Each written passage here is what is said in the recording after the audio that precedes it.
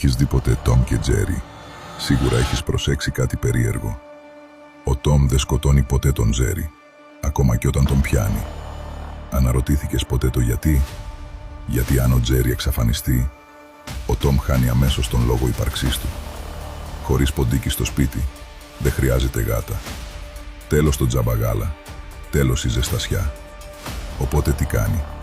Συντηρεί το κυνήγι, παίζει μαζί του, τον ελέγχει, αλλά δεν τελειώνει ποτέ τη δουλειά. Αυτό στην ψυχολογία είναι η απόλυτη δημιουργία εξάρτησης. Το να κάνεις τον άλλο να πιστέψει ότι δεν μπορεί να λειτουργήσει χωρίς εσένα. Και πίστεψέ με, αυτό δεν είναι απλά σενάριο για κινούμενα σχέδια. Είναι η ομή πραγματικότητα. Είναι ο φίλος που δημιουργεί δράματα από το πουθενά, μόνο και μόνο για να έρθει μετά να τα λύσει. Είναι ο συνεργάτης που σε κρατάει μόνιμα σε ανασφάλεια. Είναι η σχέση που σε θέλει αδύναμο, απλά για να νιώθει ότι έχει το πάνω χέρι. Αν κρατάς κάποιον σε μια μόνιμη κατάσταση ελεγχόμενου χάους, θα σε έχει ανάγκη για πάντα. Κοίτα γύρω σου.